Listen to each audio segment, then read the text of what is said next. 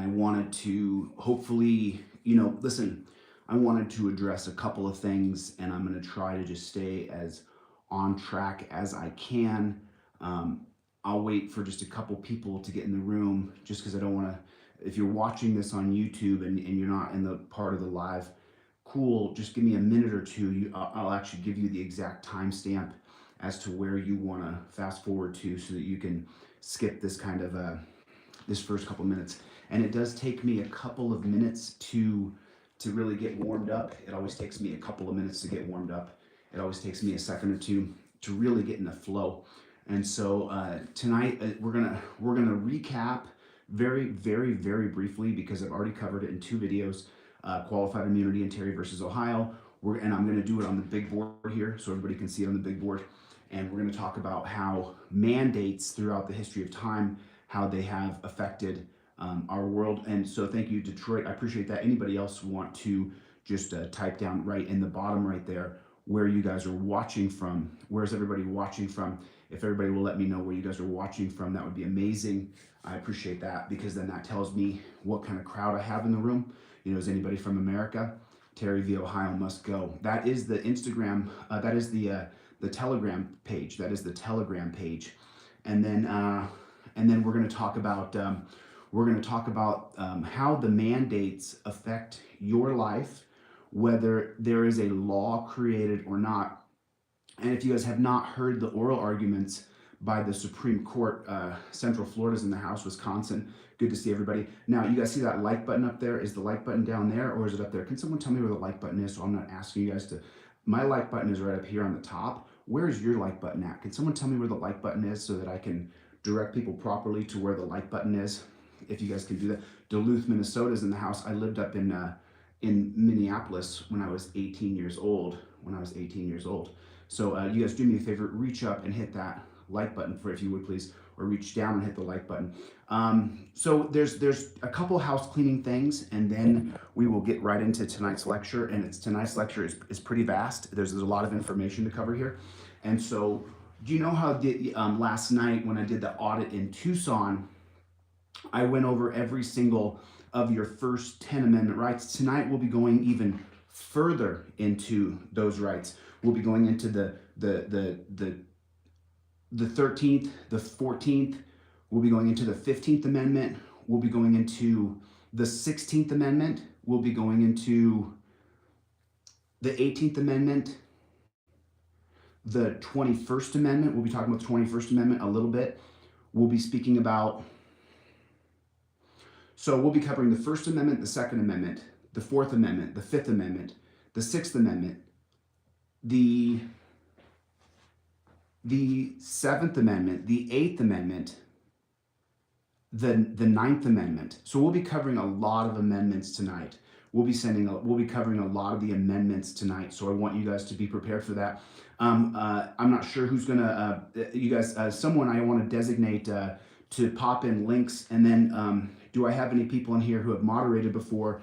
I did not alert T-Roy that I was going on, and Stephanie's not available. So I should probably get a moderator in here.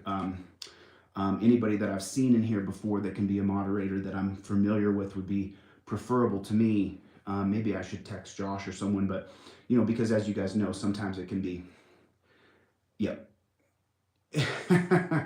Well, hopefully I can keep the language clean. I did say the SHIT word last night 3 times in my Tucson live event. And so so now let's kind of jump into it, and let's go through some things so that we can start to understand exactly what we're talking about and why it's so important. So a couple house cleaning things is, look, I had a conversation with someone earlier tonight, with someone earlier on Facebook, and we had a little back and forth. And please don't consider that my abrupt shortness is being rude. It's not. I'm not being rude. We just have very limited time to disseminate information. And when you have hundreds and hundreds of people sending you messages, I have very little time with each and every individual person. And I was speaking with someone earlier, and they were talking about a court case that they had, and then they sent me the materials, and I began to read the material, and I realized that the amount of material that this person was facing in court, what I started to understand is that the person wasn't prepared to go to court yet. They're not prepared. They're not ready to go to court. Okay. No, I did not go to Ophelt High School. No. So what I said to him is, hey, you're not ready. You need to postpone your court date until you're more amply ready to take on that court case, and you're simply not ready. And it was funny because he replied to me that I was being rude, and then I explained it in a paragraph or two. I'm not being rude. I have very limited time to sit and work on someone's individual case, and I'm not allowed to give legal guidance. I don't have a bar card, so I'm not allowed legally, which is, wait a minute, you mean you can't study the Constitution, you're not allowed to learn information and then share the information that you learn? Right, I can't give legal advice. And so what I just said to him from the information he had sent to me was that you're not ready to go to court, I want you to postpone this, and that's it, you're not ready. And I think when he went away the other night, he was pretty offended, and then he got back to me today, and he said, you know what, you weren't being rude. You were telling me the truth. I'm not ready. Exactly, brother. Exactly. You couldn't believe possibly that when someone tells me they're facing a criminal case and that the dungeon awaits them and there's going to be, you think the guys out here in blue are terrible. When you get behind the wall, that's going to affect, and everybody should be familiar with it. Everybody should be familiar with the 1980 case of Johnson versus Glick. If anybody is not familiar with the 1980 case of Johnson versus Glick, please let me know right now. Is anybody not aware of this? So we're going to jump right into mandates. And I do have, last thing, I have 17 t-shirts. I've got 10 extra large and I've got 10 large. And the way I'm going to do it is I'm going to pre-order them right now. I've got the t-shirts right there. I'm going to put a piece of tape on it, write your name on it, Venmo or Cash at me, and that's how I'm going to do it. And I'm only going to sell the 17 I have. I'm going to take them and get them printed. I have them right here. You see I've got the tape right there. You see I've got the tape on top of it and a marker. I'm going to put your name on that t-shirt. I'm going to tape it. I'm going to put your phone number or your email address on it. You Cash at me, Venmo me, and then I will ship the t-shirts off. I don't have XXL in stock, and that'll be the next batch that I buy. I'll buy some XXL. But I wanted to breaking the flaw. Hey, Breaking, do you want to do any moderating? Would that be okay if I added you as a moderator, Breaking the Flaw? Would that be okay if I added you as a moderator? Would that be all right? I don't have any moderators in here tonight. Stephanie is playing softball in Detroit, and so I wanted to get a moderator or two. I did add some styrofoam around the little makeshift studio here. Okay. Cool. The sheriff, the people. Okay, so now let's talk a little bit about Johnson versus Glick, and then we're going to get into the mandates, and then we're going to get into your amended rights, the rights that you have that are your rights that were civil rights, not civil liberties. And so there's a difference between those two things and how those rights are stripped away with a mandate, whether I like it and you like it or not. We talked last night when I was in Tucson, and I was a little bit condescending because I'd been a little bit irritated with someone going back and forth with me talking about how qualified immunity is more important than Terry versus Ohio, after I had given a 30-minute talk on the side of the road, and I was cold, and it was Saturday night, and so I kind of had a little short fuse. And just so you know, I am human. I am not perfect.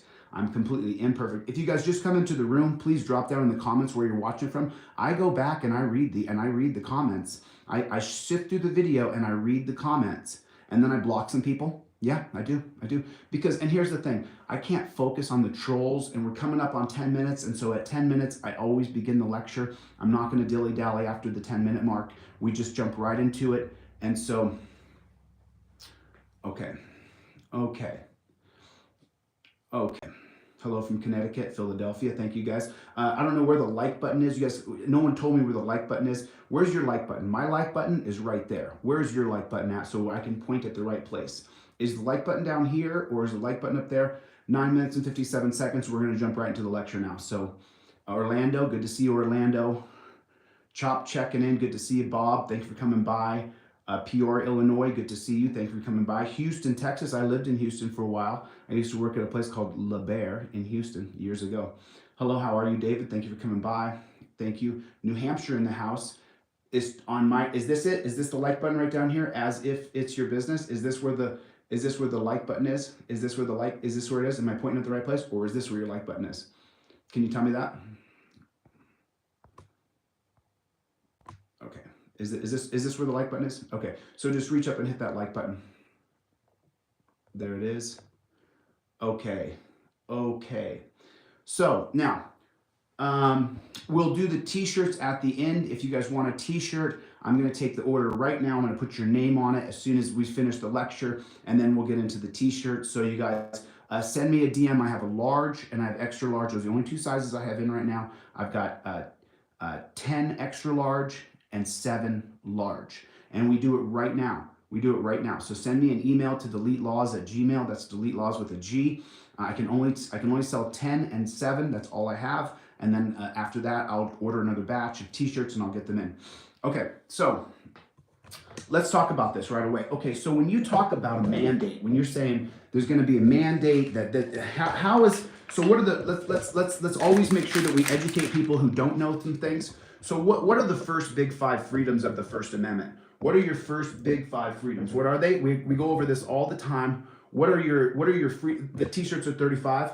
What are your freedom amendments? What are your first 5 freedoms? What are they? Someone list them right here. What are the 5 freedoms offered? What are the 5 freedoms offered in the Liberty Amendment? What are the first 5 freedoms in your Liberty Amendment that starts off number 1? What are they? Someone list them right here for me, please. Someone put the amendments right here. What are your first big 5 freedoms? What are they? Anybody? Tell me what these first 5 freedoms are. I'm waiting to see the list. There are 5 of them, and you have to know what they are because we're going to talk about exactly how mandates affect your first big 5 freedoms. What are they? I'm listening. The Second Amendment is the Second Amendment. It's not the First Amendment. There's speech. There's one. There's one. There's speech. There's 4 more. So freedom of speech. That's one. Freedom of speech. Freedom to assemble. Religion. Petition. Press. Okay, there it is. So now we know what our first big 5 freedoms are. And is this backwards for you, or is this straight? I don't have to flip the screen or anything, do I? Okay. So now how does a mandate affect your first big 5 freedoms? Well, let's take the first one. Freedom of the press. So let me guys ask you a question. Is our press currently bastardized? Does anybody here trust the press? Can anybody tell me the freedom of speech, freedom of religion, freedom to assemble, freedom to petition? There they are right there. Speech, press, assemble, petition, speech, assemble. There they are. So you guys got them right there. Pretty simple. If I keep saying them over and over, blah, blah, blah. So right now, does anybody trust the press? Is the press affected by all of the mandate nonsense? Are they affected by that? Yes or no? Is the press affected by that? Does the press have a agenda with us? Yes, they do. So we don't really have a free press right now. We have a press that is completely bastardized, and bastardized is not a bad word, kids. Bastardized means when it's been retarded, when it's been diluted, and so we have a press right now that is working against the people and pushing a mandate. And so when in history can we compare this to? What time in history can we compare the press being bought and ruined? We can do that with the 1920 prohibition with the 18th Amendment. That's the last time that the press was pushing a mandate against us. And so does everybody know what the 18th Amendment is? The 18th Amendment is what? Prohibition. And I've covered prohibition ad nauseum in this channel. And so when we talk about prohibition, we're speaking about the Volstead Act of 1919. Well, what was going on with the Volstead Act of 1919? The Volstead Act was going to create this idea that Congress and the government should mandate 100 years ago. And history is cyclical. It always repeats itself, as you all well know, from just checking out the timeline and understanding that's what happens. Throughout the history of time, we have history repeating itself. So we lose our free press. We lose our free press because the free press is working for who? the free press is working for the government. The entire point of having a free press is so that we will have checks and balances, like Montesquieu said. The checks and balances of the government, the judiciary, the executive, and the legislature, those checks, those three branches of government are specifically intended for checks and balances. But what's the branch of the government? What's the branch of the government that's for the people? What is the branch of the government that's for the people? What is it? What is it? The press. The press is the government for the people. The press is the government for is the voice of the people. I guess I'm saying it incorrectly here. The press is the voice of the people. We have what's called a free press, so that when we feel a certain way, who's familiar with the op-ed? Anybody ever heard of an op-ed before? An op-ed. That's an opinion piece. Has anybody ever heard of that before? So when you talk about an op-ed, what you're talking about is a section of the newspaper that's opinion. And that op-ed section, is it still relevant? Maybe to boomers, but to you and me, who are Gen X, Millennial, and Gen Z, Xennials, some people will call Xennials in there, somewhere in between in the Millennial group. So the free press is bought, and we've ruined it. So what about your freedom of now let's combine two. We're gonna go, no, let's just do them one at a time. So what about your freedom to assemble? Your freedom to assemble. Do you have a freedom to assemble when a mandate is being pushed? Right now, can you go and assemble with people? Yes or no? Yes or no? Can you go and assemble? If I said, hey, everybody, we're meeting in Los Angeles at the Pig and Whistle on Hollywood Boulevard. Can everybody meet me at Pig and Whistle? Are you allowed to do that right now? Or when you get to Pig and Whistle, are they going to say, let me see your bird flute card? Who's going to say that, right? So yes, but with restrictions. And what restrictions are there on the First Amendment? What restrictions are there on your right to assemble? How many restrictions are there on your right to assemble? Zero. There's absolutely no restrictions on your right to assemble. There is restrictions on the government. There's restrictions on the government with how they can assemble. They cannot have a standing army in the United States of America. And so when you talk about your Liberty Amendment, your right to assemble, one of your first big five freedoms, your right to assemble has been retarded, has been corroded, has been, I'm trying to figure out another word besides bastardized, has been diminished, has been revoked, has been impinged. You know, we can sit here. Pig and Whistle reserves the right not to seat you regardless of mandate. Now, see, there's always people like that. There's always people like that, right? A private business has the right to deny you service. However, when you get a business license to open up a private business and you are a public business, they have the right to refuse you service if your behavior is untold. They do not have the right to refuse you service based on whether or not you will reveal your medical history.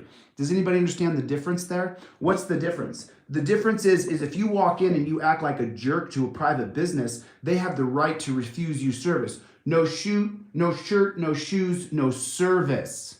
You see, so a public accommodation, Elaine just, I'm sorry, I can't see very well. Elaine just chimed in there. I got lights in my face. So now but the point is though, is we don't have the right to assemble. So that person said the Pig and Whistle has the right to discriminate. What about in a park? Well, how about this? How about in your church? Freedom of religion, you have a right to, now, how do Jewish people assemble? You have to have 10 people in the room to do some prayers in the Jewish religion. And so when you diminish and when you revoke their right to assemble, when you revoke their right to assemble, essentially you deny them their freedom of religion. And so what if I said, let's go meet at MacArthur Park in Los Angeles? Do we have the right to assemble in MacArthur Park? Or are we going to get a bunch of government agents there to make sure that what are they doing in Germany? They're taking a measuring stick and making sure you're 3 feet apart. Germany is going right back to the days of the fascist state, where you're allowing these corporations to control the people. And that's what's happening. So you don't have a right to oppress, and you don't have a right to assemble, and you don't have a right to your religion. What about petition? What about petition? Do you still have a right to petition with a mandate? Or are you going to be drowned out by the sheeple who don't understand that everything they're learning is being funneled through a vision of what someone else wants. And who forms the laws and the mandates in our country? Big Pharma. Big Pharma does. So who's spreading the information that you need to take a pill? Big Pharma. So when you go to petition your government in your First Amendment right, your petition is going to be drowned out by 20 other sheeple who all believe that they're scared that you should have to take this mandatory bird flu medication. Right? Am I incorrect about that? Am I incorrect about that? So when you have a right to petition, but your petition may not be heard or seen because there's so many sheeple who believe that you're the problem, even though, did anybody see that Rachel Maddow's piece? Did anybody see that Rachel Maddow's piece that's going around the internet where she says, you know, we're going to have this global medication and it's going to be distributed. And then you know what? You don't have to worry about it. You can just walk around and you're perfectly fine. I went to a comedy show last night. I had a great time last night, by the way. I drove around, anyway. So I had a great time last night. And I went to a comedy show, and the bartender behind the bar, he started to say, yeah, you know, I've got the global medication, and I got that global medication boosted, so I'm good, is what he said. That's what he said to me last night. I had to laugh. I literally felt me go, ha, I can't, ha, ha, ha, ha, ha. You know, it was the funniest thing I'd ever heard, because you're living in delusion, brother. You're living in delusion. Your global medication and your boosted global medication isn't keeping anybody in my family safe. As a matter of fact, I had the bird flu in January of 2021. I haven't had the bird flu again, yet my family who all took the global medication, almost every single member of my family who took the global medication got the bird flu again. And I remember, I'm using certain words here. I'm using certain words because I don't want to trigger the censors and get in trouble. Anybody, new people in the room, where you guys are from? Where is everybody from? I always like to know, because I go back and I read these and I read what you guys are saying, because I can't keep up right now as I'm speaking, but I go back and I read the whole thing. I do. And so the new people, just type in right here where you guys are watching from, reach down right here and hit your like button, hit your like button. So now, what do we have? We have freedom of religion. So then what's the next one? Now what did I just say? The fifth one of your big liberty, is freedom of speech. Now, what did I just say a moment ago? So if we're talking about your big five liberties in the First Amendment, I'm using words like bird flu and global medication. Why am I using those words? How come I'm using those words? Why am I using those specific terminologies instead of explaining that I'm talking about CO, D? I don't want to get censored, right? But I don't want my channel to be censored. Covington, good to see you guys. Thank you for coming. Why am I using those words? How come I'm saying bird flu? And why am I saying global medication? Is my freedom of speech being impinged? Is my freedom of speech being impinged? Yes or no? Who thinks your freedom of speech is being impinged? Who goes on Instagram or TikTok or Facebook or YouTube? Is your freedom of speech being violated? Are you allowed to say what you want? Yes or no? Go ahead. Are you allowed to say what you want? I'm listening. What are you saying? Are you allowed to say what you want? What is it? Censorship, your speech every day. Yes. No, says Elise. I don't know what that means, but just found out that okay, so your freedom of speech, BJ said, so am I allowed to say what I'd like to say right now? Can I say whatever I think right now? Or is my freedom of speech being minimized? Am I allowed to say, anybody post anything on Instagram and you get one of these labels stuck on there? Rachel Maddow went on TV and she said, hey, listen, if you get the global medication, you don't got to worry about the bird flu anymore. You don't have to worry anymore. Didn't Rachel Maddow say that? Isn't that what she said? And she was allowed to broadcast that, and then they promoted it and they put it everywhere. But is that true? Is what Rachel Maddow said, is that true? That once you get the global medication and then you boost it up, that you're going to be able to go out in the world and you don't have to worry about the bird flu anymore? Is that true or is that false? I'm just asking. I'm asking for anybody here. Hey, do me a favor. So let's define fascism for someone who just said you're on a private platform, because it's making me really want to vomit. I literally want to just turn to the side here and just puke all over the ground when you say ridiculously stupid things like that. It really upsets me. It gets me very, very, I can feel the iration. I can feel myself getting irate when people say, you're on a private platform. Okay, so can someone define fascism for me? Can someone define what fascism actually means? What does fascism mean? What does it mean? What is the specific definition of fascism? You're on a private platform. I literally would just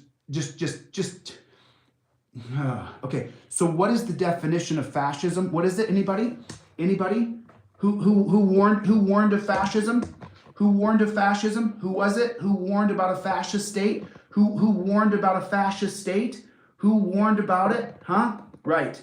When YouTube is the government, when YouTube, Instagram, Facebook, when private corporations collude together to deny you your fundamental inalienable rights by birth, that's the definition of fascism.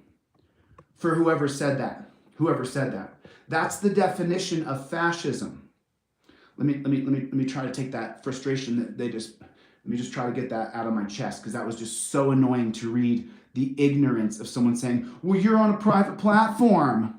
Oh, really? So who's running this private platform? Who are the people? Anybody heard the term technocracy? Can someone type that right down in the comment section for me? The word is technocracy. Technocracy.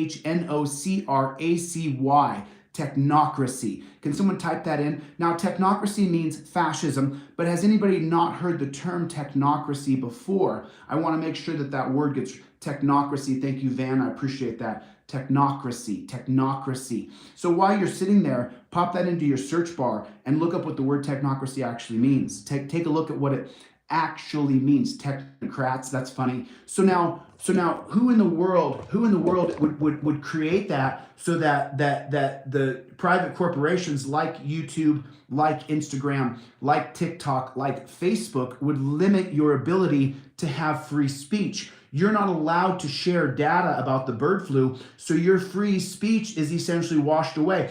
And since everybody's been locked into their houses and put into certain little groups where, and not down here in Tucson, it's really great. But so now who does that? Who does that? Who said that we need to live within little tiny groups and we need to limit our exposure to other people? So you're limiting my right to assemble, and then when I go online, which is now the public square, then you're limiting my ability to speak in the public square if you don't like what I'm saying, or you disagree with it, or my scientists are saying this and your scientists are saying that. You see, and we know that from Dr. Robert Malone. Has anybody seen the Dr. Robert Malone interview with Joe Rogan? Has anybody seen that interview? Has anybody seen the interview with Dr. Robert Malone? I just want to know if anybody's seen that interview. I tried to post it on YouTube 3 different ways.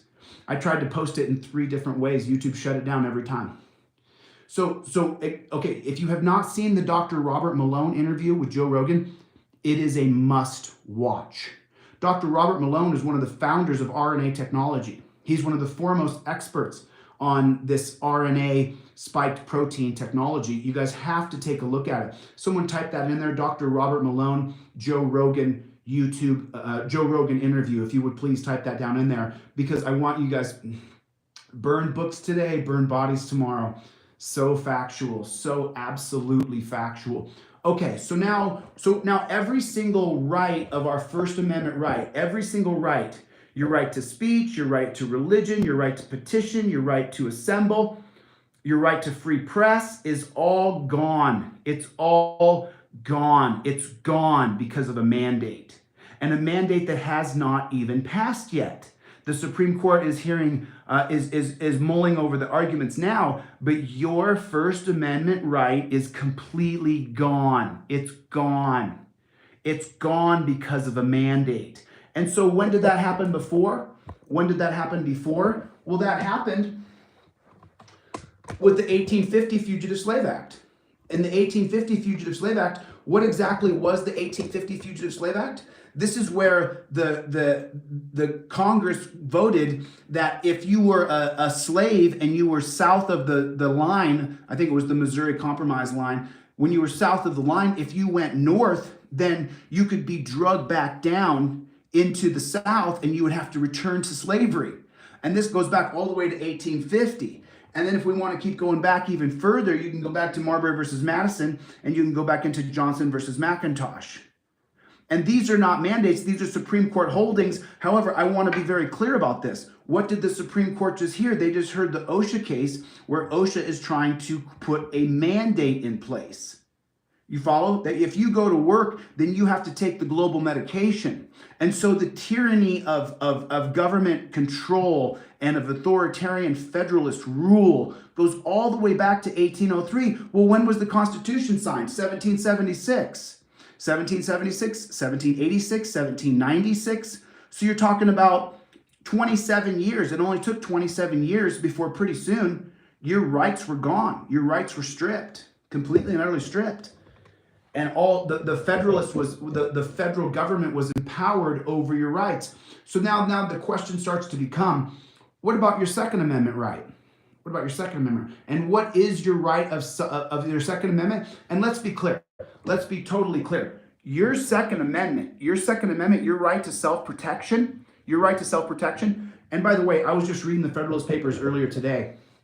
I was just kind of going through and just reading some stuff in the Federalist Papers, just going through and just, by the way, you can open up the Federalist Papers to almost any page and start reading, and you'll start to download data. And I got to Patrick Henry, and I believe it was it was at the convention of 1768. Was at the convention of 1768. And Patrick Henry is going to say that not only should we have weapons, we should have weapons equal to what the government has in the event that the government turns tyrannical, and the people must then replace the government. And so now what's going on with your Second Amendment? In the state of California, you can't even buy bullets. You can't buy bullets without being a part of the state system, without being in the exact state system. And so you lose your Second Amendment right because of a mandate. You can't get any bullets in California. Can anybody buy bullets? Can anybody buy bullets? Anybody here able to buy bullets? Anybody here able to buy bullets? Can anybody buy bullets in your city or your town or your state? Because I can't. Okay, just God bless you, brother. But you know what? We're just going to go ahead and you're gone, brother. Later.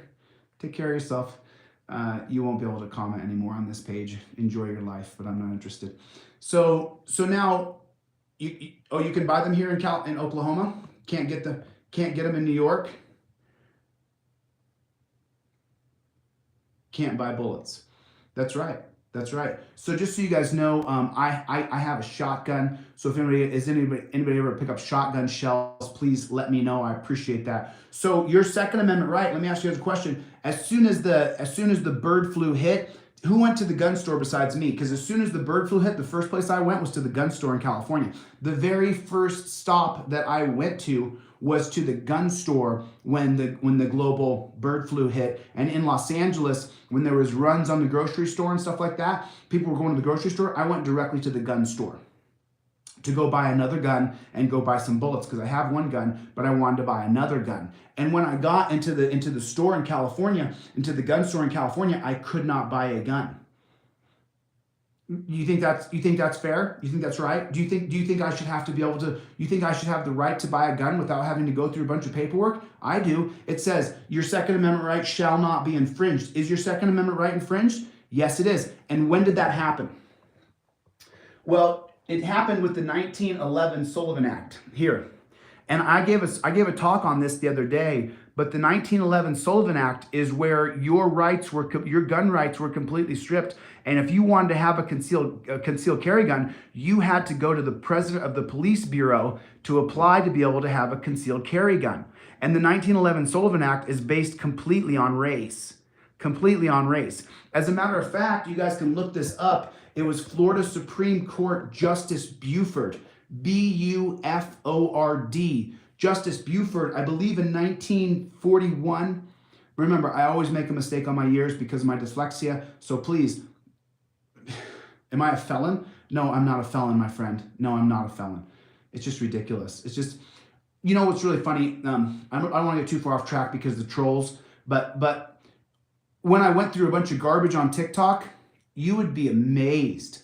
I read comments from people who just made things up about me that were completely and utterly false. And then some people even went as far as to grab a screenshot of something I had posted and just Photoshop the words and change the words that I said. So anytime in today's world, people could even deep fake me and create another face like mine with my voice and create things that I say that I've never said. Just so you guys know. So always be prepared. Every time you hear something or you see something, remember, it may not be true. Like someone just said a second ago, aren't you a felon? No, actually I have no criminal record, but thanks for asking. I've got a minor consuming when I was 18, a shoplifting when I was 18 years old. You know, the dumb, stupid stuff you do when you're young. And then as you grow up, you go, oh, wow, I'm not going to do those things. So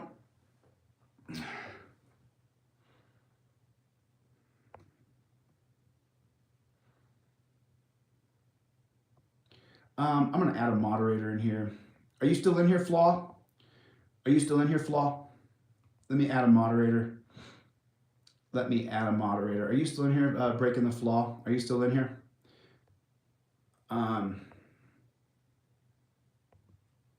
Put you in timeout. Breaking the Flaw, are you still in here? Hey, Moon, do you want to moderate for a little bit? Moon, do you want to moderate and just straight boot him? I don't want to be distracted. I don't want to be distracted. There you are, Moon. I added you as a mod. If you would please just start to boot them or just silence them for the entire talk, because I can't get distracted by trolls and people who say stupid things. Just straight block them. I don't care if they're blocked from my page forever. I don't care. I really don't. I don't have any time for trolls. I don't want to get into it. Okay, Moon, I added you as a mod, if you would. Just straight block them. I just don't want them in here because it distracts me, and there's 120 people in here who are trying to learn. And so I want to teach people. I want to teach people as quickly as we can. I want to teach people, okay? So that's what I want to do. And so when trolls and stuff, I have to focus on the lesson. So now we lost our rights with the 1911 Sullivan Act, and if you guys haven't researched the 1911 Sullivan Act, does anybody here not have my downloads, The Racist Origins of Gun Control by Steve Eckwall and Clayton E. Kramer? You don't need me to give you the downloads. The Racist Origins of Gun Control were written by Clayton E. Kramer, that's K-R-E-A-M-E-R, and the other one is Steve Eckwall. Ekwall. I actually disseminate their PDFs. I would love to talk to those guys someday. But those are the two PDFs I distribute because they're 10-minute read. Each one is a 10-minute read, and you can look up The Racist Origins of Gun Control. And then I want you guys, someone do a little research for me and look up Justice Buford out of the Florida State Supreme Court, where he just says that the 1911 Sullivan Act was only to be applied, wink, wink, to people of color. It was only to be applied to people of color. Whether I like that or not, and as you guys know, I certainly lean conservative. I certainly lean towards classic liberalism, not the current leftist idea of what liberalism is. And so a lot of people who are on the left will say you're a diehard conservative, and a lot of people on the right will say you're a raging liberal. And if you do call me a raging liberal, please make sure you add the word classic. So now when you take a look at this here, the Sullivan Act, has anybody ever read the Sullivan Act before? Has anybody actually ever read the Sullivan Act before? Anybody? I've read it. Have you guys ever read the Sullivan Act? Anybody here? Has anybody here ever read the Sullivan Act? If you haven't read it, I highly recommend that you just dig into it. It's very quick. It's very easy. It's not a hard read at all. As a matter of fact, it's really interesting because then they list 25,000 people in the city of New York who are allowed to carry concealed guns without getting permission from the president of the police bureau. And they're listed. You can look them up. And one of those people is Donald Trump's great-grandfather, is listed in the Sullivan Act as someone who's allowed to carry a gun in the state in the state of New York, in New York City, from the 1911 Sullivan Act. So in other words, these people are pre-qualified. 25,000 people were pre-qualified to carry a gun in the state of New York from the 1911 Sullivan Act, but they denied people of color. And look up Justice Buford. If anybody can find that link and type in Justice Buford's link of what exactly he said. I would love to quote exactly what Justice Buford said. I just can't remember it off the top of my head. Okay, so now let's move forward. What about your Fourth Amendment? What about your Fourth Amendment? And of course I have the Fourth Amendment along the bottom of the poster. I'll scroll down here to the bottom of the poster real quick. I have the Fourth Amendment here listed along the bottom of the poster, and we went over it yesterday, but how does a mandate affect your Fourth Amendment right? Does anybody know how a mandate affects your Fourth Amendment right? Anybody? Go ahead. Someone type down in there how your Fourth Amendment right would be affected by a mandate. Can anybody type that down in there for me? I would just like to see what you guys think of how a mandate would affect your Fourth Amendment right. How is that? How does your mandate affect your Fourth Amendment right? Anybody? My name is Chili. You can call me Chili. That's my name. Thank you. I appreciate it. I appreciate it. How does your Fourth Amendment right? So your Fourth Amendment right when it comes to a mandate. Let me grab a light.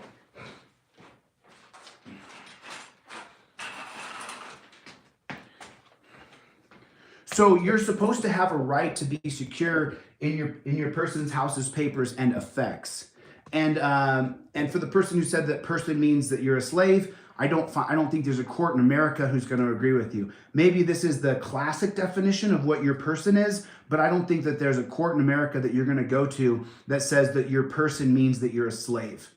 Now, if you guys can find a judge in America who's going to say that your Fourth Amendment right, or a Supreme Court justice, or a federal district judges and Supreme Court justices are appointed, so that's a big problem we have. We need to elect those people. But when it says secure in your person, house's, papers, and effects, are you secure in your house? Are you secure in your person? Or do you have to show your medical records? Right? So if you're secure in your person, then that means I'm secure to walk around. I don't have to show my papers to anybody. That's Nazi Germany. That is Nazi Germany. And so how do you have the right to be secure in your person, houses, papers, and effects shall not be violated? How's that possible? When there's a mandate, you see? When there's a mandate. And no warrant shall issue but upon probable cause. Well, the mandate's going to say that if you go into a private establishment, as someone said here, okay, so want it. Someone just said something. I'm just going to address it.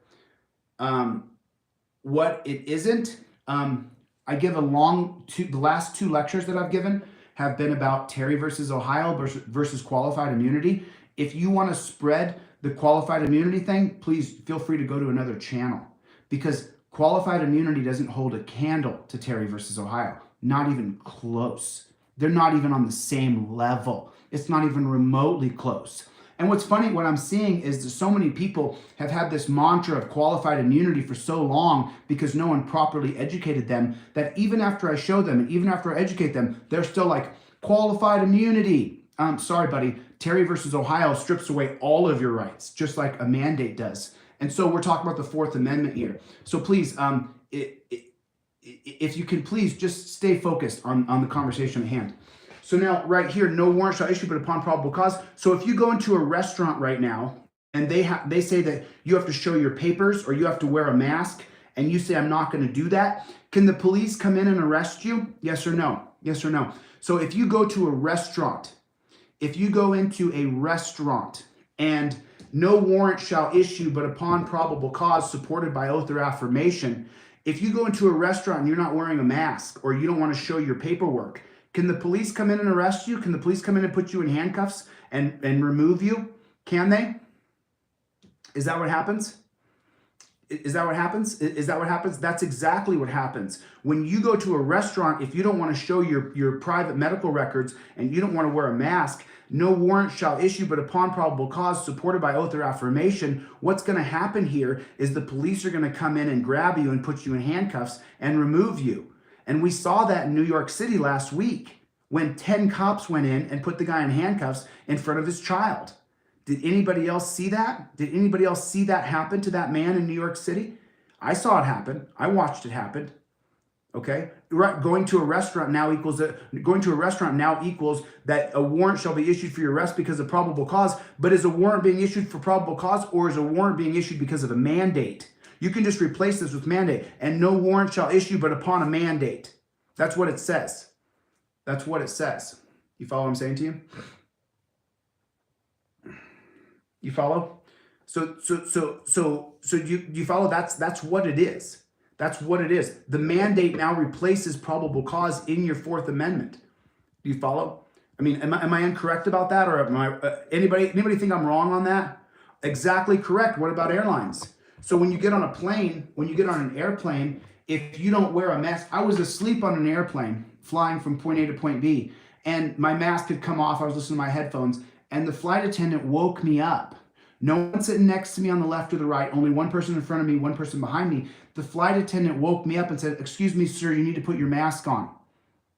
That's what happened to me on a plane. That's what happened to me on a plane. So explain to me how a mandate isn't affecting me being free in my person. I can't be free in my person. What about my dog? What if my dog gets sick? Do I have to put a mask on my dog too? I saw the other day Arizona State versus Michigan in a wrestling tournament, and the Arizona State wrestlers were wearing masks as they wrestled. I'm not sure. Has anybody here heard of a crossface before? Do you know what a crossface is? A crossface is where I take my arm and I rip it across your face, right across your mouth. I take my wrist bone right here and I stick it right across your face when you shoot in on me on a double. If you shoot a single or a double on me, the first thing I'm going to do is I'm going to take my forearm and I'm going to do a crossface and I'm going to rip your face off. That's the point of a crossface. When you hit someone with a crossface, you whack them, boy. I mean, you take your hand and you power move them. You pancake their butt. You put them right on their keister. Someone shoots on you, rip it, crossface. If you're wearing a mask and someone crossfaces you, you're going to break the fibers on that mask. It's 100% because you're taking your forearm and you're going to rip it across the person's face. I mean, literally.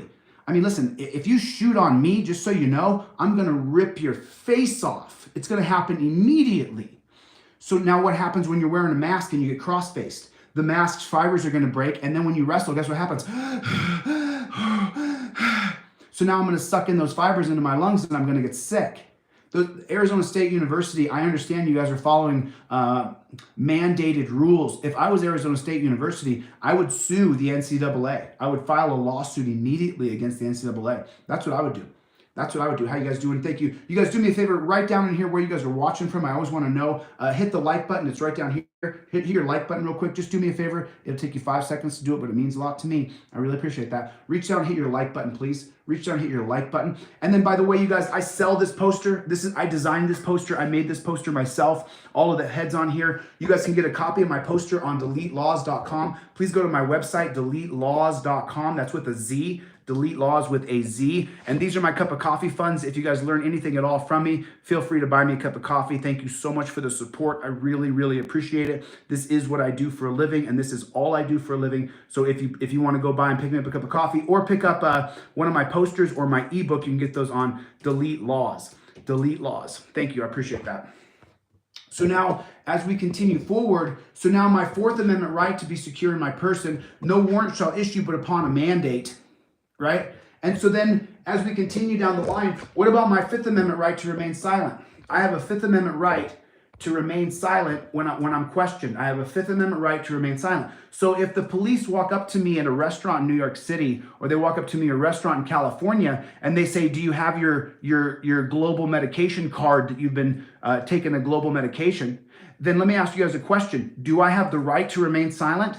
Yes or no? Do I have the right to remain silent? If the police walk up to me, or a government agent or Homeland Security, do I have the right to remain silent if they walk up to me and say, "Can I please see your global card that says that you're protected from the bird flu"? Do I have the right to remain silent? Yes or no? I don't hear any answers. Okay. Do I have the right to remain silent if I'm questioned about my global medication card? Can I say, "Go pound sand"? I'm sitting here having a burger at the restaurant. Do I have that right? I don't. If I don't answer their questions and show them my global medication card, then what happens to me? Okay? What happens to me if I don't answer questions and they ask me if they can see my global medication card? Then what happens based on a mandate? What happens to me? Can anybody tell me that?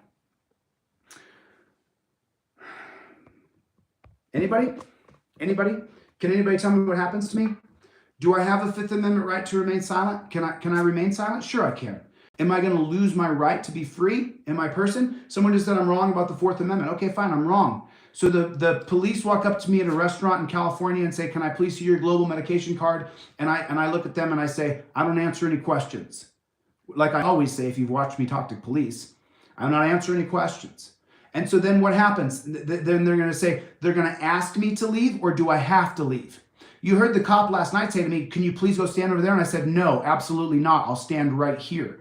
And why did I tell that cop that? Because he doesn't have a right to tell me what to do. I typically would say I don't answer questions, but I'm trying to show you guys that the police don't have a right to demand me around. You don't have the right to tell me where to stand. You don't have the right to tell me where to be free in my person in America. Buddy, you go pound sand and have a ham sandwich. So, do I have a Fifth Amendment right to remain silent? Yes or no? I mean, I have not heard anybody answer the question. Do you have a Fifth Amendment right to remain silent? Yes or no? Anybody? Anybody? No answers. I'm waiting. Anybody can tell me? It's overturned Terry. That's exactly. Obey, master. So you have a right to remain silent, but what happens if I remain silent? Yes, and you can. Okay, so let's play it out. Let's play it out with the people in here. Let's play it out. I say that I'm not going to answer any questions. The cops come up to me. I'm sitting at a restaurant. I don't have on a mask. I don't have my global medication card. And they come up to me and say, hey, do you have your global medication card? And I say, I don't answer any questions, officer. And then what happens to me? And then what happens to me? Anybody? What happens to me after I tell them that I'm not going to answer any questions? Retaliation. That's a good one. You're trespassed. That's right. So now I'm breaking the law simply by refusing to answer questions. So your Fifth Amendment right to remain silent is gone. You have to answer questions under a mandate. You have to answer questions, mofo. And if you don't answer questions, then we're going to put you in cuffs and we're going to detain you. And if you haven't noticed, I've been showing you guys for the past week, detainment means arrested. Everybody type it. Detainment means arrested. I don't care what the Supreme Court said about Terry versus Ohio. When you detain someone, you have arrested that person. And when that cop tried to detain me, when I told him to go pound sand, he doesn't have the right to arrest me. Detainment does not mean you have the right to put me in handcuffs or control my motion unless you're in fear for your life. And you believe through reasonable, articulable suspicion that I'm armed and dangerous. Not just armed and dangerous. Now make sure that you use that. Auditors out there, when the cops come up and they start to question you, they have to believe you're armed and dangerous. Not just armed. You have a Second Amendment right to be armed. But the cop can detain you in the event that he believes you're armed and dangerous. And this is in Terry versus Ohio. Armed and dangerous is listed in Terry versus Ohio. It is listed in Pennsylvania versus Mims. And it is listed in the 2009 case of Arizona versus Johnson, where the Supreme Court said if the officer believes you're armed and dangerous. So for all of my auditors out there, when the police talk to you and they say, I want to do a Terry pat on you, you have to say to them, well, wait a minute. I'm more than willing to be subjected to your Terry stop, but first you have to agree. Do you believe I'm armed and dangerous? Not just armed.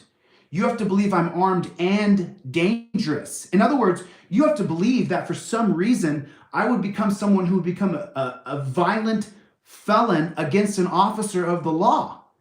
That's why that cop the other day, when I said, no, this is Pennsylvania versus Mims, and someone chimed in and said, oh, Pennsylvania versus Mims isn't what you think it is. Oh, yes, it is. Oh, yes, it is. Every single word that's written in the Supreme Court holding is now supremacy, the Supremacy Clause. Every word of what is written is in the Supremacy Clause.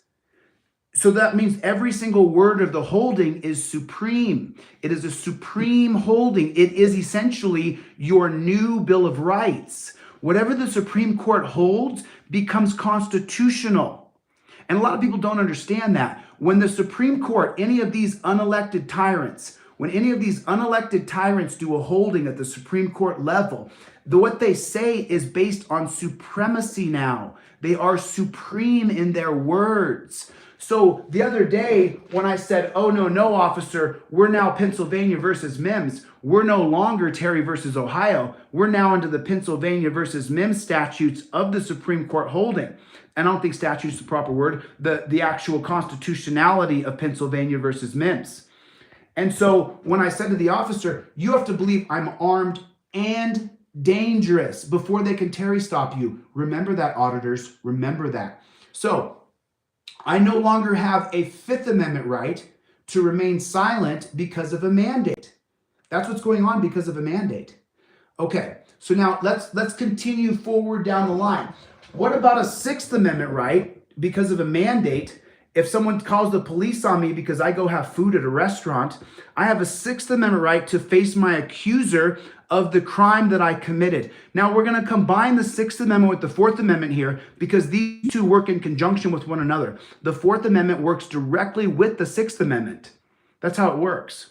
And so when you have a right to face your accuser, no warrant shall issue but upon mandate. So when the police come to the restaurant or the establishment or wherever they come, you have the right to face your accuser. So then the restaurant owner comes over and says, yeah, he's not wearing a mask and refused to show me his global medication card. And so then what happens? I'm facing my accuser for what crime? What crime have I committed? Oh, I'm not following a mandate. But that's not a crime. That's not a crime. Is that a crime? I have a right to face my accuser, but is that a crime, anybody? Can anybody tell me? What am I facing my accuser based upon? No warrant shall issue but upon probable cause. Probable cause is when a crime has been committed. Probable cause is a crime being committed. And then the victim, which is, so this is the Sixth Amendment here. Part of the Fourth goes into the Sixth. Supported by oath or affirmation. Do you follow? Do you follow what I'm saying to you? So now, when I go to face my accuser by the Sixth Amendment, when I go to face my accuser, what is my accuser accusing me of? What are they accusing me of right here with the Sixth Amendment? What is the crime that I'm facing when I face my accuser right there on the street in front of the officer? What is that? And so that's a mandate. I'm facing a mandate charge here. Do you follow? I'm facing a mandate charge. Do you see? Do you follow? Okay. So now I don't have a First Amendment right. Every single big five of your first liberties is gone. Your Second Amendment right to bear arms, you can't bear arms during a mandate because they can't have more weapons against the government than the government has against you, which goes against Patrick Henry's speech. And so then we continue forward to the Fourth Amendment. You got the right, you don't have a right to be secure in your person unless you're willing to show your papers. And then do you have a Fifth Amendment right not to answer the questions whether you have your global medication card or not? No, you don't. You don't have a Fifth Amendment right to remain silent because if you don't answer that question, then you will be arrested. And even though no warrant shall issue but upon probable cause, no warrant shall issue unless you don't answer the question of whether or not you have a global medication card. Do you have a Sixth Amendment right to face your accuser? No, you don't. Because the accuser is that you don't want to show your global medication card. So there's a mandate. Now, as we continue forward, what about your Eighth Amendment right? What about your Eighth Amendment right to be free of cruel and unusual punishment? You have an Eighth Amendment right to not be subjected to cruel and unusual punishment. So then do you have an Eighth Amendment right not to be punished cruelly? Absolutely not. Your Eighth Amendment right is completely stripped. And why is your Eighth Amendment right completely and utterly stripped? Because if you are not willing to show your global medication card and you're not want to put a mask on your face, well, then you'll be put in handcuffs. And anybody here been put in handcuffs before? Has anybody here been put in handcuffs before? Anybody here? You guys reach down and hit your like button, please. Reach down and hit your like button. That'll help me a lot. And then if you're new in the room, type in where you're watching from. I'm going to go back and read it later. But just type right down here where you guys are watching from. So now, do you have an Eighth Amendment right to be free of cruel and unusual punishment? Because if you've been put in handcuffs before, then you know handcuffs are torture. You know they're legal torture. And how many people have been put in handcuffs real tight like I have? When you make the police officer upset with you because you're not going to follow his instructions, then he's going to put you in handcuffs real tight. Real tight. And if you haven't been put in handcuffs real tight, then you don't really know what I'm talking about. You have no idea what I'm talking about. You have no idea. Montana, good to see you guys. Reach over and hit your like button if you would, please. Reach over and hit your like button right down there. Hit your little thumbs up button right there. It means a lot to me. Thank you. I appreciate it. So now, what about your Ninth Amendment, your unenumerated rights?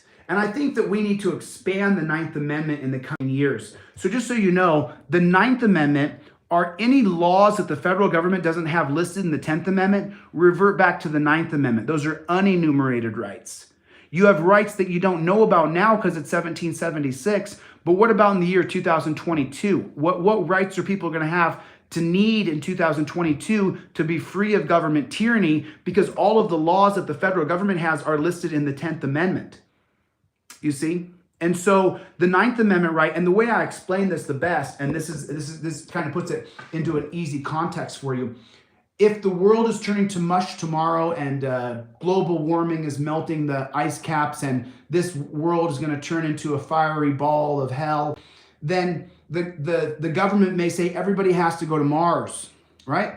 Because the world's going to burn up and you have to go to Mars. You got to get on a ship and you got to go to Mars. So a good example of using the Ninth Amendment would be you have the right to not be forced to leave planet Earth. Now, you wouldn't know that you needed that right in 1776, but here in the year 2022 or 2030 or 2040, if the world is turning to mush and a lot of people are fleeing this planet and going to Mars, where we've colonized Mars, then you would have a Ninth Amendment right not to be forced to leave this country, because we would pass legislation that says, we're invoking the Ninth Amendment to create this new law that says you don't have to leave Earth in the event that the world is turning to mush, right? Is that fair enough? So that's how you understand your Ninth Amendment right. You also have your Ninth Amendment right in Griswold versus Connecticut. Here, in 1965, this is what allows women to use birth control, is the 1965 Griswold versus Connecticut. And the Ninth Amendment is invoked here, that women have the right not to get pregnant by using birth control if they want to. And then you also have that extended in the 1973 Roe versus Wade. Roe versus Wade is what allows pro-choice in America. And so that's what's used here in 1965 in Griswold versus Connecticut, and what's used in 1973 in Roe versus Wade, the Ninth Amendment. The Ninth Amendment. This is how these laws exist. This is how these holdings at the Supreme Court level exist. You see? So now what we need to do is invoke our Ninth Amendment. But now let's take it a little further. Let's go even further. The 14th Amendment right here. In the 14th Amendment, this is what says that you shall get equal protection under the law. Equal protection under the law. What does that mean? So now, right now, if you're an unglobal medicated person, are you receiving equal protection under the law? Yes or no? Are you receiving equal protection under the law by the 14th Amendment if you are a person who's refused to take the global medication? No. No, the law is working against you. You're not getting the same protections that the law offers because of the 14th Amendment is not being upheld. It's not being respected. You see, your 14th Amendment, because you refuse to take a global medication or to wear a mask, well, then your 14th Amendment's gone. You don't have a 14th Amendment anymore. You don't have the right to equal protection under the law. You follow? You follow? And so for some of you auditors out there, you already know that you're not getting equal protection under the law, but a lot of people here don't. They don't understand that you're not getting equal protection under the law. Oh, Dr. Sean Berry's in here. And then, I don't know how to say your name. Is that Shyster? Is that what that is? Shyster 8? Shyster 8? Is that how I say your username? I really appreciate you guys coming. I really like the conversation you guys have. Thank you. I appreciate it. And so, So now what rights have we lost? We've lost our First Amendment right, we've lost our Second Amendment right, we've lost our Fourth Amendment right, we've lost our Fifth Amendment right, our Sixth Amendment right, the Seventh Amendment right, $25. So the Seventh Amendment of the Constitution says that you're entitled to have a trial by jury if you cause or create more than $25 worth of damage. Well, do you still have the right to have a trial by jury if you're arrested for not following a mandate? If you're arrested for trespassing, for going into a restaurant without showing your global medication card? So did you do $25 worth of damage by being arrested by going into a restaurant and not wanting to show your global medication card? I mean, it's a fair question. It's a fair question. Everything is up for question. And some of you people who say these things like, oh, it's not science, these are the real scientists. Question everything. Every single thing that I say here, you should question. You should go, is he telling the truth? Let me fact check him. Let me fact check what he's saying, because I don't know if he's telling the truth. You should fact check every word I say. And if you do and you correct me, I'll pin your comment to the top of the comment section. I love being corrected. It's my favorite thing. Please correct me when I'm wrong. Don't let me be wrong. Correct me when I'm wrong. Immediately correct me. And then someone chimed in yesterday and said, oh, and I blocked him, by the way. I block people now because I don't have time for trolls. I have a mission here to accomplish. Someone chimed in and said, oh, he only says that he's up for debate. No. If you continue to say silly things like qualified immunity is equal to Terry versus Ohio, I will exit you from my presence, because I can't have you telling people the wrong information after I've given two hours The last 2 lectures are over 2 hours of lecturing, of showing you how Terry strips away your rights and qualified immunity does not. I don't have time. And if you continue to say the same mantra, I will exit you from my page. I can't deal with you, bro. If you won't learn anything, you gotta go. Okay? So I'm more than willing to have a debate if I'm wrong, if you can correct me. And someone chimed in and said about how the word persons in Fourth Amendment means slave. I didn't block him. I've continued to email and have a debate with that gentleman because he maybe he's correct, maybe he's not correct according to the traditional Confederate Constitution. But I don't think there's a judge in America that's going to say you have a right to be free and your person means you're a slave. Does anybody think that? Does anybody think that? Dig you, Brian. Oh, is that Brian from High Impact Flicks? Is he in here? Did he come by? Good to see you, Brian. I hope you did, man. Thanks for covering my video. I'm really in your debt. High Impact Flicks, you guys. He's got a great channel. It's also called Here's the Deal. The guy, I've watched him all through the pandemic, through the lockdown in 2020. I watched Brian every day. I watched all of his videos. So the fact that gentleman covered my audit, my forced audit upon the police, I was so honored. Thanks, Brian. I appreciate you doing that, man. You guys let High Impact Flicks know that I said thank you. I really want to say thank you to Brian. Appreciate you, dude. Appreciate you.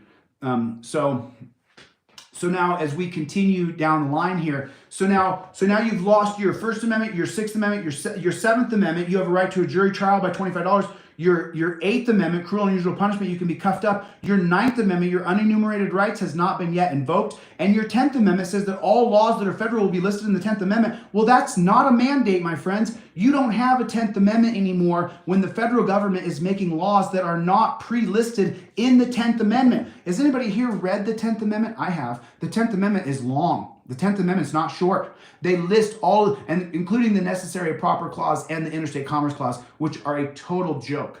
I mean, the interstate commerce clause has some validity, but the necessary and proper clause, what that does, it allows Congress to create any laws they want and saying that it's necessary to function of a federal government to be able to legislate laws. It's garbage. It really is garbage. It really is garbage.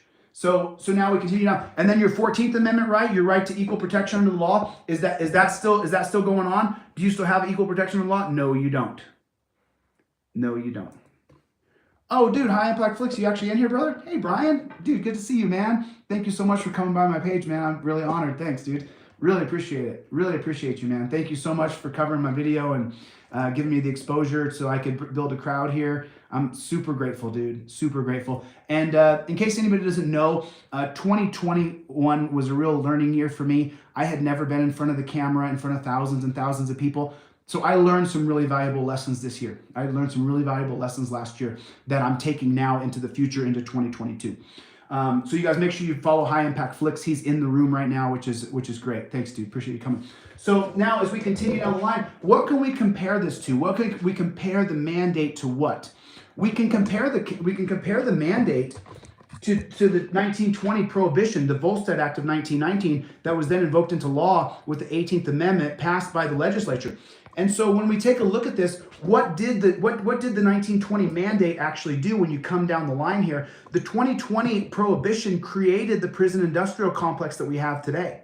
You see this every single line equals 100,000 people living in a dungeon. Equals 100,000 people living in a dungeon. And so right here, you've got 40,000 people in prison in 1920. And then by 1933, you have over 200,000 people in prison. And this is created by what? This is created by a mandate. And if you are not aware right now, they're building right now, from what I'm being told, they're building places to house and isolate people who are a danger to society. You want to be very, very careful when you start to talk about a mandate and how it creates a prison state in the United States of America. And you can check it. It's right there. It's right there. And if anybody doubts my statistics, please correct me. Please go to the Prison Bureau statistics, go to the DOJ statistics, and explain to me how the prison went from 30, 40,000 people here in 1920 all the way up to over 200,000 people in 1933. And this is created by a mandate. When is the next mandate? The next mandate is going to be created by who? By Richard Nixon in 1971, the war on drugs. And what happens? Look at Richard Nixon. See the line right there? Do you see? Look at the bar go up. Remember, each one of these thin little lines equals 100,000 human beings living in a dungeon that we forced into live into a dungeon. This is not a place that's happy. This is horrible. This is horrific. And so when you talk about this here, when you go back to Dick Nixon, and he passes the 1971 war on drugs, plus Terry v. Ohio passes right here in 1968, take a look at that prison line, immediately bend upwards. And now the prison industry takes off and you gain 100,000 people just over the next decade. But then when Reagan gets in 1982, the reason why it goes like this right here is because Reagan creates the for-profit prison system in 1982. 1982. That happens in 1982. So this is from a mandate. We go back here to Prohibition mandate in 1920, 1933. We've created the prison industrial complex. And then as we come forward right here, it's slowly rising because we've created criminal laws. The 1925 case creates the exigent circumstances clause, and this is based on a mandate. And this goes up to Carroll versus the United States. Qualified immunity goes below Carroll. Carroll has to be overturned before qualified immunity. This is the most important one of all of them. This is the precursor for Terry versus Ohio. And so then as we drop down here, the exigent circumstances clause, if the police believe there's going to be a loss of life, if they say they're in hot pursuit of you, or they need to seize the evidence, and what's the evidence? Today, it's your global mandate card. Back then, it was a bottle of alcohol. And so as we come down the line here, look what happens with the mandate. This is the industrial prison complex being completely and utterly exploited to create this crazy, crazy line. Look at that. Look at that. Now, what are we coming up here? 1.1 million people by the time Ronald Reagan leaves the White House. We've gone from, let's count them, 100,000, 200,000, 300,000, 400,000 when Dick Nixon creates war on drugs. Dick Nixon creates the war on drugs in 1971. The 1971 war on drugs is a mandate. It's a mandate. Do you understand that? It is not a legislated thing. He creates an executive order mandate. The war on drugs is not a law. He turns all 9 canons of the federal government to a mandate.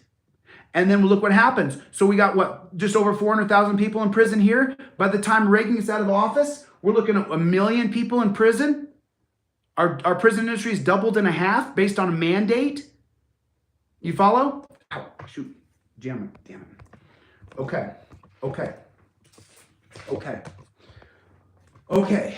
Do we have any questions? Are there any questions? I would love to answer any questions. Oh, you guys, make sure if you want to get my poster, please swing by my website, DeletelawZ, and pick up my poster. I would really appreciate it. I got a digital version, I got an indestructible paper version, and I have a laminated version. You can get it on DeletelawZ.com with a Z. These are my cup of coffee funds right down here. If you learn anything from me at all, please go by and pick me up a cup of coffee. I appreciate that so much. Thank you so much. I appreciate that. I appreciate it. And I'm not talking about a double latte here. I'm talking about a black cup of coffee. I don't want to break anybody's piggy bank. No one's rich. And if you are, great.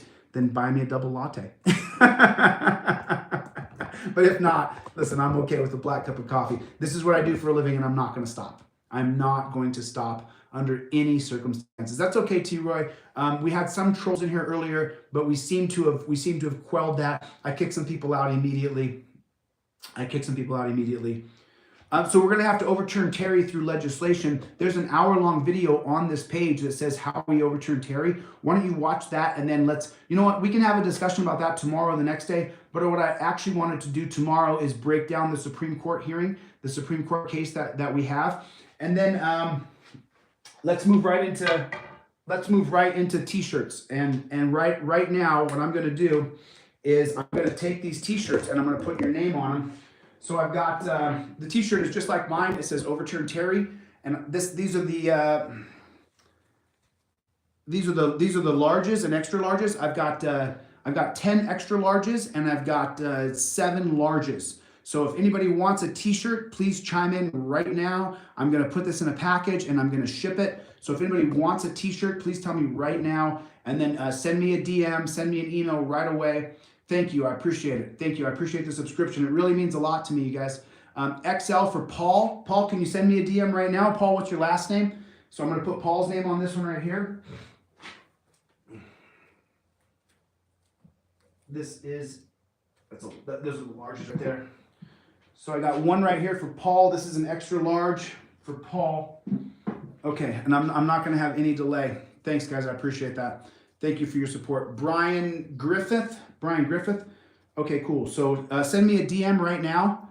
Send me a DM right now, and I'm just going to do this right here. Oh, man, you're kidding me. My roll of tape is just completely cooked. I've been traveling through the country, and my van sometimes gets really hot. Dang it. Well, that's not going to work, is it? I'm going to have to do it another way. Thank you. I appreciate I don't have any mediums in. That'll be the next batch, guys. That'll be the next batch. So listen, I've got 7 large and 10 extra large. You guys send me a direct message right now. I'm going to pre-sell these. I'm going to put them in a package, and I'm going to ship them. So that's what I'm going to do. We're coming up on 75 minutes. So the time is now. The time is now. Send me a DM right now on Instagram or Facebook. There's XL for Bert.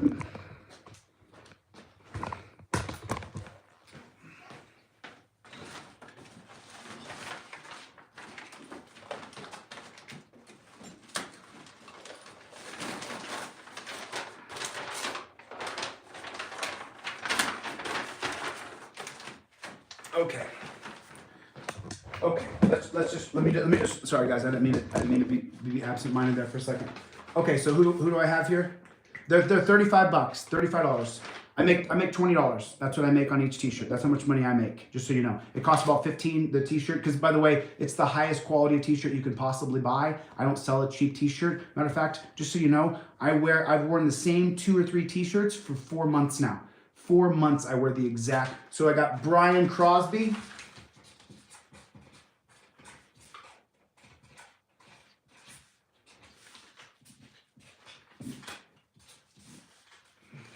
Brian Crosby for a large, and then who do I have right there? There's Brian, and then there's Perry Sjogren. Perry Sjogren for an extra large.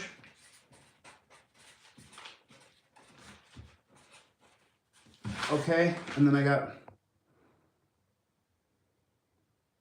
Yeah, go to my website for the poster. It's DeletelawZ.com. Thanks a lot. I appreciate that. And then I don't want to miss someone I said earlier. I said their name. I don't want to. Oh, and that's R_guy936.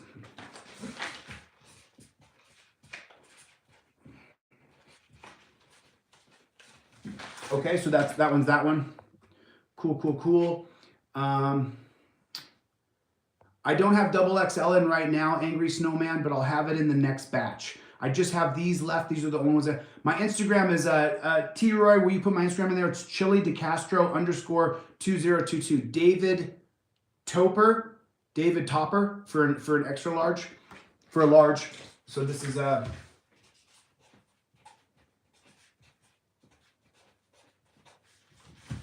got David Topper for a large.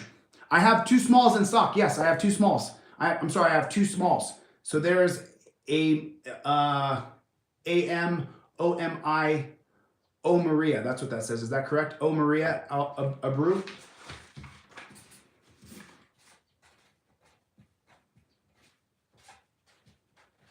Oh, Maria, make sure you send me a DM. Make sure you send me. There's my Instagram right there. It's all one word, Chili DeCastro _2022. XL for Rob Carter.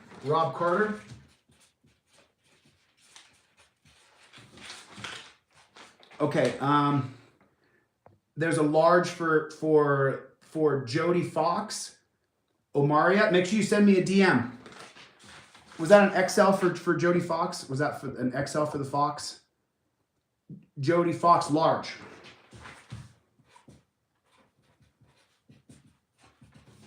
Okay, so I got Jody Fox for large. XL for Breaking the Flaw. What's up, Breaking the Flaw? Good to see you, man.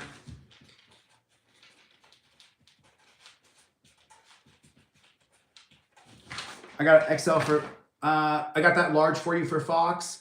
I got 1 small left, and I've got 4 large, and I've got 6 XL, but I missed someone earlier.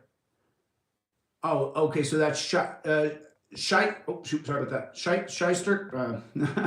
Shyster. It's SL Sly Shy 58, and that is for a small. Sly Shy 58. Okay, so I don't have any more smalls left. There's no more smalls left. There's no more smalls. And this is the easiest way for me because I'm good at law. I'm not so good at this part. I'm not. Okay, Brian, so you send me a DeletelawZ at Gmail. DeletelawZ at Gmail. The same way my website is spelled, DeletelawZ with a Z. DeletelawZ@gmail.com. Send me an email there, Brian. Send me an email right there. Send me an email right there. I missed someone. Someone earlier said they wanted to. So I'm growing back into the. Oh, Perry Sjogren. I got that one. Are you gray? Bert Johnson, XL. Bert Johnson. I got Bert Johnson for XL. XL. Bert. Okay, so I've got 4 larges left. I got 4 larges left. Thank you, I appreciate it. Can I get, I'm coming to Albuquerque. I'm coming to Albuquerque next week, guys. I'm coming to Albuquerque next week. I sent you an email for the XL. Paul DeMarcus for the XL. Okay, I got you right here.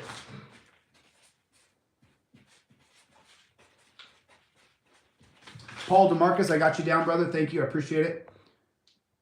Okay, so I have 1, 2, 3, 4, 5. I have 4 XL left. I have 4 XL and I have 4 larges left. I have 4 XL and 4 larges left. This is just the best way for me, guys, because then I just put them in the package and ship. I don't want to have to go through a bunch of stuff because I'm good at law. I'm not good at this other part. It's just the easiest way for me. So I've got the 2 smalls going and I've got 4 larges and 4 extra larges left. Does anybody else want a t-shirt? And that's cool if you don't, no big deal. I would love to see you in Albuquerque. Would love to. I was thinking Jason Bateman's bro. I get called Jason Bateman all the time. I get called Rob Lowe. I get called, who's the other one? Matt Damon, which is just silly. I just look like me. But that's cool, though. That's cool. That's cool. That's cool. Okay, cool. So this is what I have. That leaves me with 4 large and 4 XL left. If anybody wanted a large or an XL, I won't spend all my time on here selling t-shirts, but I do want to spread the message through PayPal or through PayPal, Cash App, or Venmo. That's how you pay me. It's $35. That includes shipping, and I make $20. That's how much money I make on the t-shirt. That's what I make, just so you guys know. Oh, the time is now. I did not get it. I did not get you on a. Oh, okay. The time is now. I got you for a large.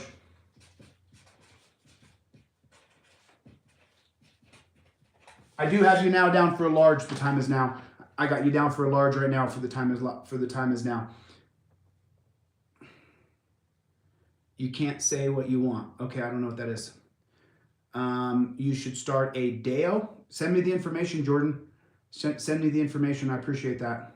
I appreciate it, man. Oh, is that okay? Is that Jordan, who I know very well? I've got 3 larges left, and I've got 4 extra larges left. Azza, your t-shirt shipped. AZZA, your t-shirt shipped. Your t-shirt is in the mail. Your t-shirt is in the mail. Your t-shirt is in the mail. I would love to send Brian one. Brian, I'll send you one.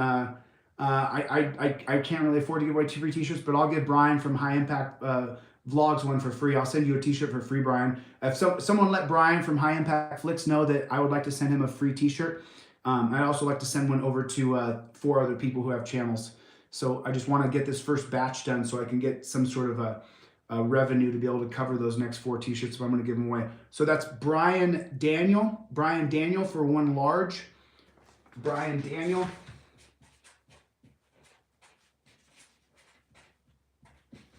Okay, cool. I got 2 larges left. And I have 3 XL. I got 3 XL. Brian Daniel. I think this is a medium, maybe a large. I'm not sure. I'm not sure which size this is. I have a channel of mine, punk ass channel. Brian. You sent me an email yesterday, Brian. I just didn't have the t-shirts in until today, so now I'm going to take them and print them up in Tucson and then ship them off. Where do you think the Amish bar, everything they create to enslave us? Yeah, I mean, we're living in a police state, prison state. In case you didn't know that, look how many people are in prison. I mean, look how many millions of people are in prison from mandates. We live in a police state, prison state from mandates. I mean, this is pretty simple. We live in a police state, prison state from mandates being passed against the people, against freedom. Can't wait for the conversation. These shirts will begin. Yeah, Ezra, yours shipped yesterday, bro. Yours is in the mail already. Matter of fact, you have a delivery date for Tuesday. I got a tracking number for you, Azza, if you want the tracking number. I have a picture of your package. I take a picture of every package I ship. So, Aza, I can send you a picture of your package. I have it on this phone right here. 35. The t-shirts are 35. The t-shirts are 35. And this is cotton. These are cotton heritage t-shirts. I don't sell cheap t-shirts. I won't do it. So my t-shirts are made out of cotton heritage. There's no cheapness in the. I can't stand a cheap t-shirt. I don't know if you can, but I just can't stand it. I've worn the exact same t-shirt for 4 months. And by the way, this one is, woo! I'm glad no one's here. This t-shirt is not smelling good. This t-shirt is not smelling good. You guys reach out to Brian too from High Impact Flicks. Came in here. I want to give him a free t-shirt. Let him know that. I'll put Brian here. So this is for Brian at High Impact Flicks. And this one's, yeah. My IG is Chili DeCastro _ okay, so Rob Stevens, XL. Rob Stevens, I got you for an XL. 1, 2, 3, 4, 5, 6, 7, 8. I got 2 XL left and 2 large. I have 2 XL and 2 large. That's with Brian Stevens. 2 XL and 2 large is what I have left. If anybody wants XL or Reza 120 makes no sense. I'm not sure. I'm not keeping up. Remember, I'm good at law, guys. This is always hard for me. That's why I have the envelopes right there. I got the t-shirts right here. There's no delay. There's no delay. I'm just going to put them in the bag and ship them. I got to go to Tucson tomorrow to have them printed, and then I put them in the package and I ship them. Absolutely, brother. 100%. Sly Shy 58, do it, dude. Do it. Do it. Print them up, dude. Print them up. Don't wait. I don't own Overturn Terry versus Ohio. I didn't trademark it, and I didn't trademark it on purpose because I don't want to own any freedom. The freedom is not mine to own. If you want to print up your own shirts that say Overturn Terry, I will not sue you. I'm not coming after you. I didn't trademark this. All of my videos are open source. Any video that I make here, you can take, download, snip, copy, do whatever you want. Anything we can do to get to freedom faster, you can use any of my materials. You can take Overturn Terry, print up your own t-shirts, and outsell me. Do it. Just spread it. Rob Stevens, I got you right here, Rob. I got you right here on an XL. You're on the XL list right there. Right there. Do it, Sly58. Do it. I mean, do it. Outsell me. I mean, just spread the message. Get the message out there, you know. Yeah, let Brian know I need his P.O. box. I'm also going to send one to Disorderly Product News, but I haven't got a hold of him yet. So I'll through Venmo, PayPal, Cash App. This is right here. Those are my Venmo, PayPal, and Cash App. The posters are available on DeletelawZ. Remember, there's a digital poster. There's a $99 poster. There's a $149 poster. So that they're available on DeletelawZ.com. DeletelawZ with a Z. Please go by. Okay, great. That's Rob Carter. Rob, make sure that I check that off. Make sure I have your address. Go by right there. Go by right there, DeletelawZ.com with a Z. With a Z. And as a matter of fact, that's Jordan Jackson in the room. I'm talking to him right now about building a brand new website. So I'm trying to get that done. I got you, Rob. Rob, I got you right there. Hit me on PayPal, Cash App. Make sure I have your address. Without your address, your cell phone, and your email address, it's really hard to ship. So make sure that I have that. Hey, to Virginia Cop Watch, I really appreciate talking to you on Facebook. It's really nice to interact with you. I appreciate that. Yeah, I mean, we can trademark it, but I don't want to stop anybody from spreading the message of Overturn Terry. My particular stuff, my business stuff is trademarked and stuff like that, but not Overturn Terry. I didn't trademark that because I want people to be able to T. Roy for a large. I got 1X. Did you say large? I put that in XL. Yeah. T. Roy for a large. Anybody else? Anybody else? I'll inbox you on Facebook, and I'm a female chili. Okay, yeah. The small will fit you. They're unisex t-shirts. The small will definitely fit you. Large for Gilbert Bystander. Gilbert Bystander. Okay, so that's a large for Gilbert Bystander.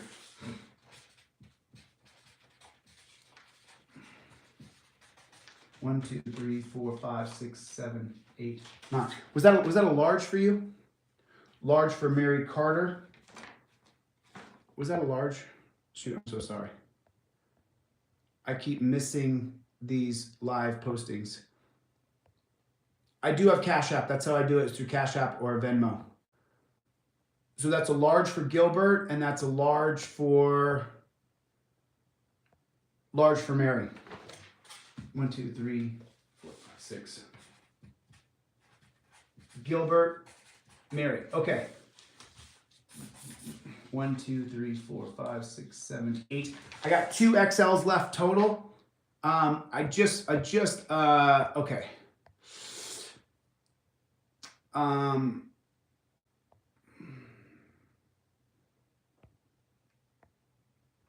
Kinetic Customs and Racing. Kinetic Customs.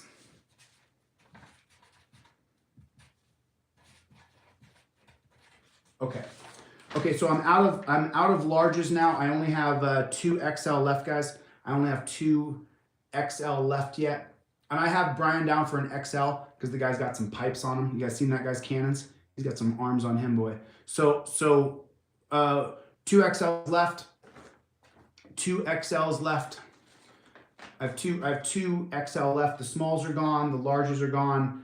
And the XL's all that's left. I have 2 XLs left if anybody wants them. So then that's cool. I think I've sat here and sold t-shirts long enough. So you guys hit me up on DM on Facebook or Instagram, or send me an email, DeletelawZ@gmail. If you guys want to get a poster, please go by my website, DeletelawZ. If it doesn't work, hit me up. And oh, by the way, just so everybody knows, if you don't have the money for the digital stuff, if you don't have the money for a poster or for the ebook, I'm sending out about 30 tonight. I've got 30 emails for people who wanted some free ones. Yeah, I send out free digital posters and free ebooks for anybody who doesn't have any cash. If you don't have any money and you need the digital poster or you need the digital ebook, don't wait. Oh, okay, Rob, I got you, brother. Rob, I got you. I already got you as one of the XLs. I have 2 XLs left. Yeah, don't hesitate, guys. Don't hesitate. If you don't have the cash for a digital poster or a digital ebook, I give them away for free. I also send off the police commissions, the racist origins of gun control. What do police and babysitters have in common? I don't know. What do they have in common? What do police and babysitters have in common? What do they have in common? Don't leave me hanging forever. Tell me the answer so I can tell everybody else.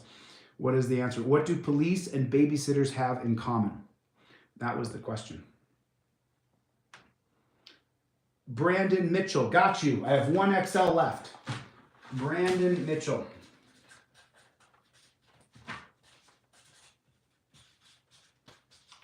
I got you, Brandon. I got 1 XL left. Thank you so much, Rob. I appreciate your support, brother. Thank you so much. I really appreciate it. I really appreciate it. Thanks a lot. It means a lot to me, man. It really does. You guys have no idea. When this is all that you do for a living, yeah, Sly Shy, if I don't have your email address, then hit me back.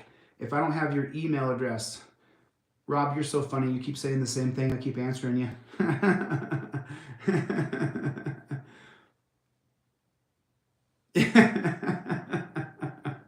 Rob, that's so funny. I keep telling you. I keep telling you. Yeah, dude, enjoy that. Enjoy that for the man cave, dude. Thank you. I appreciate your support. Babysitters with tasers and guns. What could go wrong? Listen, you know, there's a guy on Instagram who I follow. There's a guy on Instagram who I follow. I think the name of his page, it used to be No Cop Sucking. I don't know what the name of his page is anymore, but there are very few people who have the disdain for police as much as I do. And that gentleman right there, he's one of those people who has the same amount of disdain. You know, you have to be abused by them a few times. Once you get because just so you know, the reason why I'm so hardcore is because I fought and wrestled my entire life. I've literally fought and wrestled my entire life. Since I was 5 years old, I've been in wrestling, and then I went to MMA after I was 18, and so when I was hemmed up by cops, it made me so mad. If you can hold me down and you're tougher than me, I have all the respect in the world for you, dude. If you can hold me down and I can't get up, dude, I got all the respect in the world for you, as long as it's fair.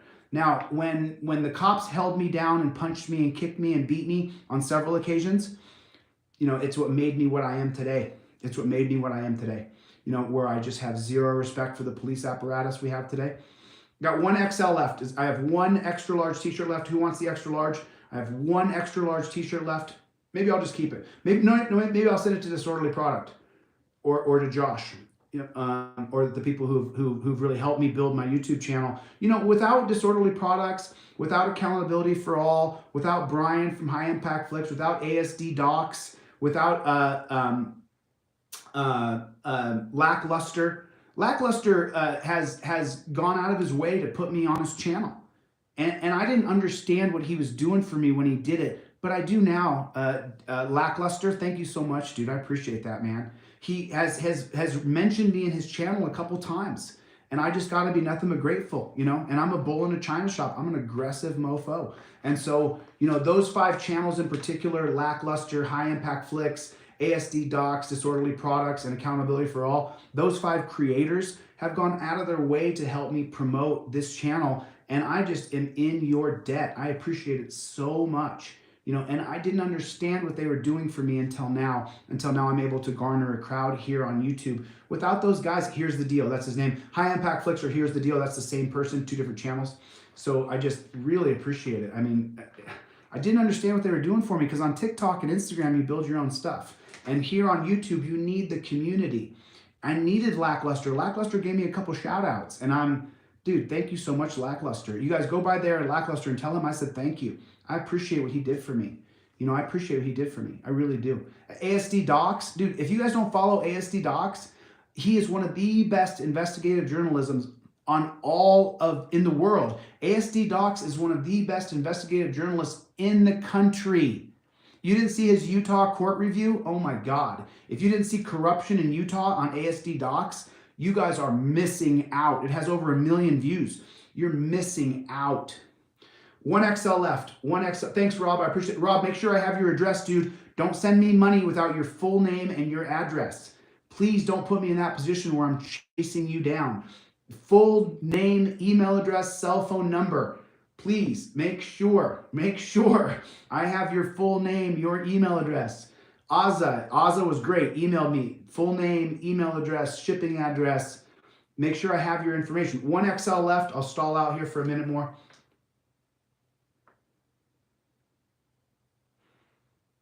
Brian Griffith, glad you took it off. ASD Docs. Yeah, dude, the guy's incredible. If you haven't seen his Utah corruption in Utah, I don't know, Sly Shy. I don't know. You have to make sure you remind me of, you know, breaking the flaw. Thank you so much for moderating for me today. T-Roy, thank you for moderating. Stephanie London, thank you for moderating. Appreciate you guys. 1XL left. I'll just leave it. I'll leave it capped because we're on 97 minutes right now. So I've got these right here.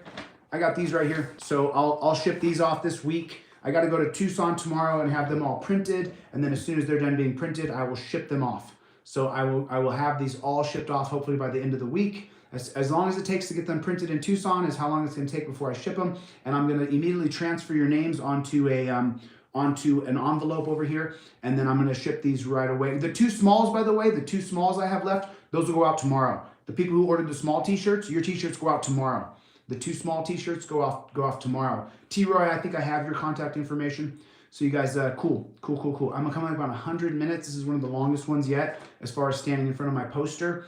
Thanks a lot, guys. Really appreciate your support. And we will, you guys make sure you promote your shirts and talk to people about it. Yeah, please do. I don't want to butcher your name. OA. Yeah, thank you, OA. I appreciate that. Make sure I have your full mailing address, your cell phone number, and your email address. Brandon, if you want me to sign the t-shirt, I will, man, but I'm not famous. I'm just a regular old dude. I'm just a regular old dude who got no knock rated by the cops and have never stopped learning, Matter of fact, someone reminded me of, I already read Turner versus Driver, but I read it again yesterday. I read Turner versus Driver this morning. I read the case of Turner versus Driver, Philip Turner. In my opinion, he's the #1 auditor in America. And the reason why he's #1 is because he actually got legislation passed. And then if you read that, they still invoke the qualified immunity. Read the case. Read the case. It was really, really crazy. It was really crazy. Insane that they still were like, oh, well, qualified immunity still exists here. It's crazy. Yeah, Brandon, if you want me to sign it, I don't know how I'll sign it. It's black, but maybe I'll use a white one, I guess. You know? Yeah, Josh from Accountability for All. Dude, that guy sat on the phone with me for 30 minutes. I told you, in the middle of the night. Helped me so much. Okay, cool. Any other questions or anything else? I'll let you guys go. I do have one XL left. If anybody hits me up, I will sell that one XL. I want to sell as many as I can and then turn and burn and take the money that we make, buy another batch, ship out a new batch. I want to buy another batch, ship out another batch. And so when I go to Tucson tomorrow to get these printed, my email is DeletelawZ, DeletelawZ. This is my email, DeletelawZ@gmail.com. That's my email address right there. That's also my website. If you guys want to get a poster, go by the website. If you don't have any money for the poster, I'll give it to you for free. So to make sure you guys know that, DeletelawZ@gmail.com. That's where you can get a digital poster. You can also get a laminated or an indestructible paper one. I really appreciate it. ASD, it's ASD Docs, Sacramento. It's ASD Docs, ASD. DeletelawZ.com, that's the website, DeletelawZ@gmail.com. Okay, cool. We're coming up on 100 minutes. Yeah, we made it 100 minutes. And as usual, I will close off with the exact same thing that I always say. You guys listen, our Constitution and our Bill of Rights is like nothing else on any other country anywhere in the world. You do not have freedom of speech in other countries. You do not have a Second Amendment right in other countries. You and I have to bond together to fight for exactly what the principles of the liberties and freedoms that were guaranteed to us to be provided by this government. And we have to fight for that until we get the fight won. This government does not tell us that we have those rights. This government says that they will uphold those rights. Our rights were given to us by God, not by a government and not by another man. So please remember, support the United States because we are all Americans. And eventually we will get to the place that the founding fathers wanted us to be, to uphold the Bill of Rights and uphold the Constitution. All right, so I appreciate you guys' time.